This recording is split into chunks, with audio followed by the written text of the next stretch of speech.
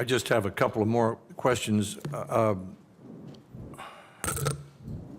Ms. Lightfoot, Tennessee has a new program called Tennessee Promise.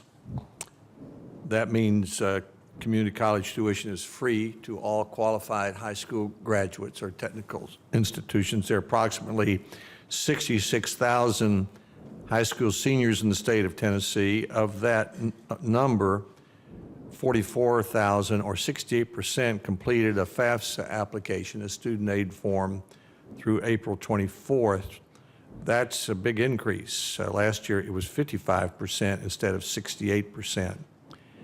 23% increase. Now, in my conversations with Tennesseans, this is what I've heard, and you're in the midst of this, so tell me if I'm right or wrong about this. The governor, in order to promote Tennessee Promise, recruit a number of volunteer mentors to help with the students who have to fill out these 108 questions that are on the, I'll raise my hand because I hold that thing up a lot, 108 questions. And the mentors tell me that they're spending most of their time not advising the students about their lives, the amount of loans available, where to go to school, but helping them fill out this form. You talked a lot about translators and how valuable it is to have a translator to take all this information on community colleges and make it useful to do what Dr. Snyder said he hopes more people will do.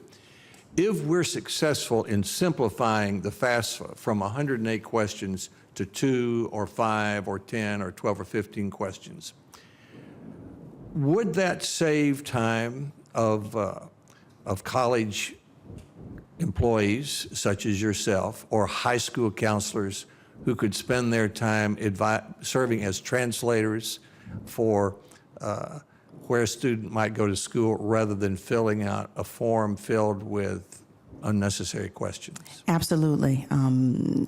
Definitely a simplified form of the FAFSA would ease a lot of burdens on students and families, even those who do not choose to go to a two-year college. But more robust training around the mentorship program, I think, would be extremely helpful as well. But don't colleges, doesn't UTC and the community college, don't you have employees who spend a lot of time helping students fill out these forms? A lifetime, no, but definitely a couple of days and waiting for students to get their taxes back and explaining what it means. I think a lot of time, once that professional is there to help the student, it is interpreting what the FAFSA means and what the FAFSA will get them that takes even more time than completing that particular form. Mississippi State in Knoxville, they told me they hired 2 people to help students fill out the FAFSA. Why wouldn't it be better to hire 2 people to serve as translators to help them figure out what school to attend?